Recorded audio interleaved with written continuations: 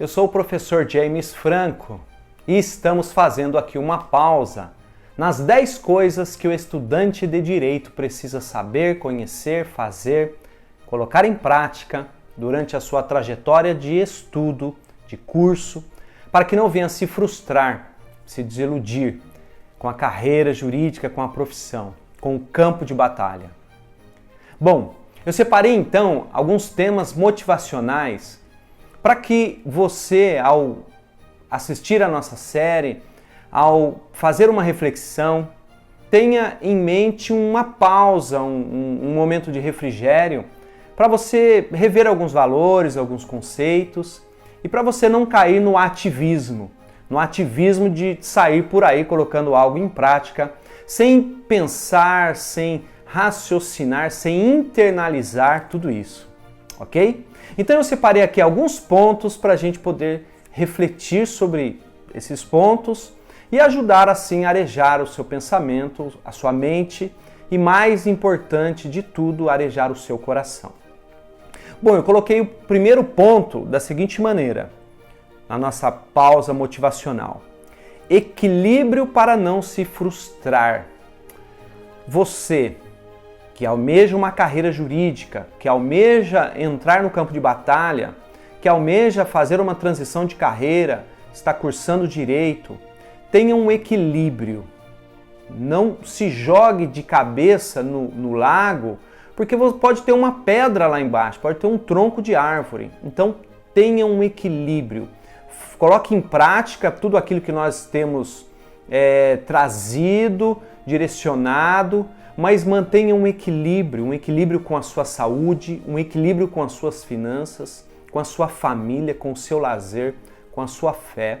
Mantenha-se uma pessoa equilibrada com a sua alimentação, faça atividades físicas. Então não coloque toda a sorte da sua vida no alvo a ser perseguido, não. Mantenha-se equilibrado, alguém maduro, em busca de uma caça, como aquele selvagem que corre na floresta para se alimentar, para buscar uma caça, mas mantenha-se consciente de que o caminho muitas vezes tem espinhos, é tortuoso. Então aproveite a vida no sentido da alegria, da família, do lazer, do esporte, da cultura. Então tenha também esses momentos de refrigério interior. Depois eu trabalhei assim, uma pergunta reflexiva para poder apontar aquilo que eu desejo. Qual é o melhor momento para se plantar uma árvore? O melhor momento para se plantar uma árvore é 10 anos atrás. Ou foi lá no passado, há 10 anos atrás. Porque hoje você terá frutos, terá sombra. Agora, se você não plantou uma árvore há 10 anos atrás, qual é o segundo melhor momento para se plantar uma árvore? Hoje. Então, nós temos a seguinte perspectiva. Eu me arrependo de não ter começado antes. Eu me arrependo daquilo que eu fiz que eu não fiz. Tudo bem, eu também passo por essa angústia muitas vezes. Agora, nós temos o hoje. E o amanhã um dia chegará. 10 anos, um dia, torcemos para chegar. 20 anos, 30 anos. Então comece hoje. Comece a virada, a mudança de chave, mudança de mindset hoje. É claro que às vezes o navio já está em alto mar. Vai ter que pisar no freio, ele vai demorar quilômetros para parar, para poder fazer a conversão, para poder mudar de rota. Mas se nunca for feito o início, se nunca for dado o start, nós não chegaremos nunca a um objetivo claro em nossa vida. Bom, depois eu escrevo assim, sem pânico. Porque quando a gente recebe uma enxurrada de informações, a gente tem aquela predisposição de achar muito difícil, de achar que não é pra gente, de achar que é muito complicado, de achar que já perdeu tempo, que não vai conseguir. Então, sem pânico, sem estresse, no panic, ok? Sem pânico, respira fundo e mãos à obra.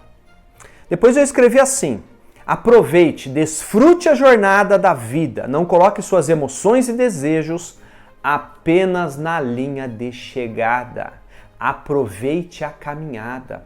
Porque no fundo, a vida é vivida, o jogo é jogado. Não simplesmente do ponto de vista da linha de chegada. A linha de chegada virá.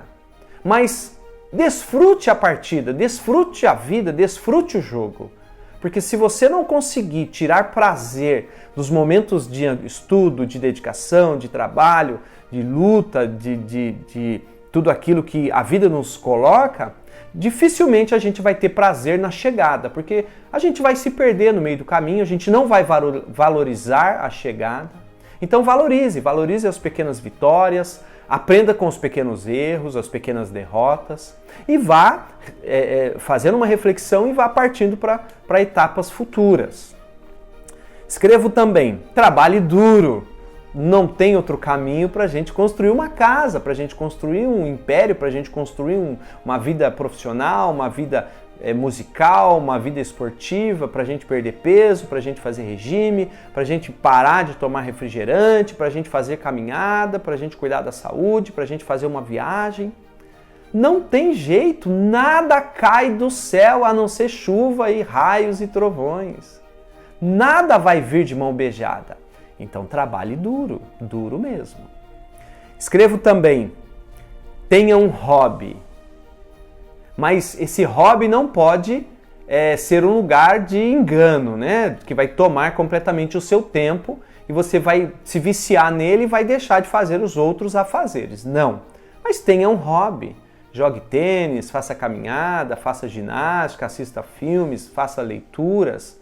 Né? Não sei, mas crie um hobby, crie um momento de suspensão, onde você sai da realidade ali para uma cultura, um esporte, um lazer, ok? Isso vai ajudar bastante você na sua caminhada. Leia bons livros.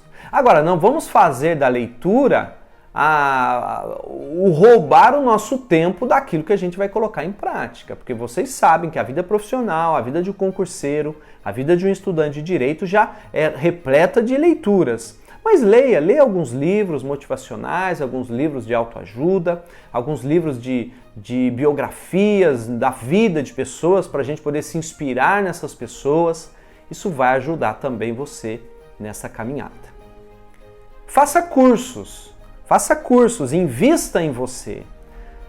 Colegas, o desenvolvimento de carreira, o desenvolvimento pessoal, ele passa por cursos. Eu mesmo comprei 2 cursos semana passada e eu estou fazendo reflexões, eu estou fazendo reciclagens.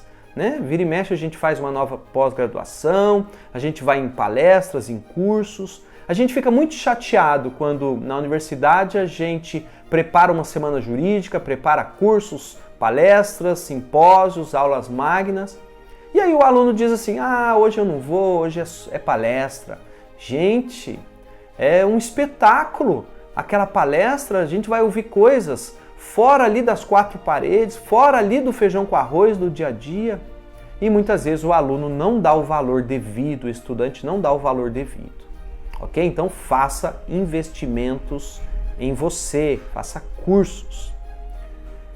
Tenha feedback.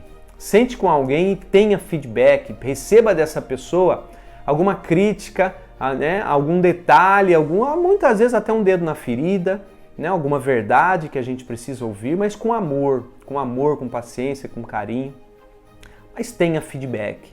Receba o olhar do outro para ver se sua vestimenta está correta, se a sua dicção, se a sua postura, se o seu caráter, se o seu humor, se o seu caminhar.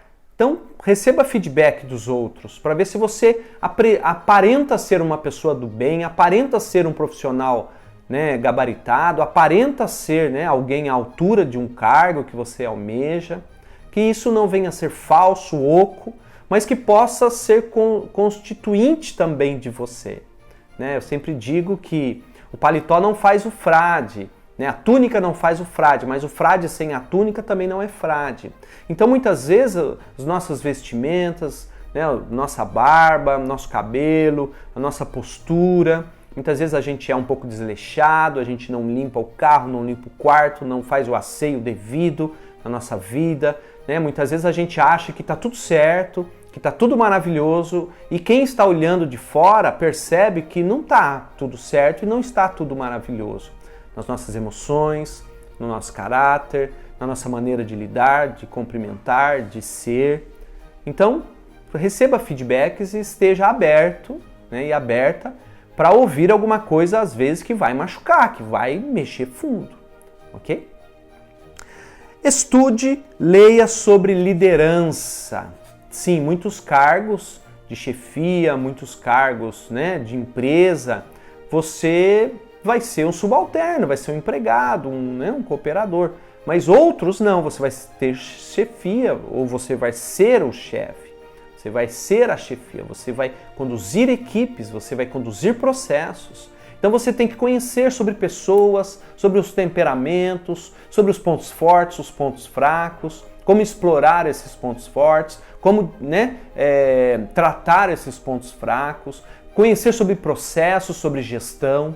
Tudo isso é o verniz cultural da nossa época. A nossa época pede pessoas polivalentes, pede pessoas com alta desenvoltura, né, em relacionamentos, em tarefas, em organização, em finanças, em guardar as coisas, em organizar as coisas. Então você também vai ter que adquirir esse perfil, né, essas competências no seu desenvolvimento de carreira. Faça terapia. Terapia pode auxiliar você em alguns concertos de vida, alguns concertos de caráter, algumas dores internas, alguns traumas, alguns medos. Então, procure um bom terapeuta, procure fazer esse investimento também. Se você puder fazer coaching, se você puder ter um mentor de carreira, aí depende muito da intenção, até mesmo das condições financeiras, né, de cada um, mas é bom. Agora, nada disso vai suprir a sua parte, aquele desafio que você tem que cumprir. Há que se ter um equilíbrio também para não projetar nessas pessoas o sucesso ou o fracasso, e sim fazer com que essas pessoas usem todo o ferramental profissional que elas possuem no nosso benefício, né? No nosso desenvolvimento, na nossa cura muitas vezes. A gente sabe que a gente é uma sociedade muito doente, né? Uma sociedade muito competitiva, uma sociedade que traz traumas, desafios, angústias, né? O estresse, né? A depressão, são doenças muito novas, né? Que vêm acometendo crianças, jovens, adultos, idosos, porque há muita cobrança, há muita exposição na mídia, ao culto, né, para o tudo lindo, tudo maravilhoso, né? A gente entra nas redes sociais, a vida é perfeita, a vida é maravilhosa, os sucessos das pessoas. Então a gente tem que tomar cuidado. Então não compare os seus bastidores ou o seu bastidor com o palco das outras pessoas. Então valorize aquilo que é bastidor, aquilo que é de luta, de construção, com aquilo que é palco, com aquilo que a gente apresenta, muitas vezes já com o filho nascido e criado, né?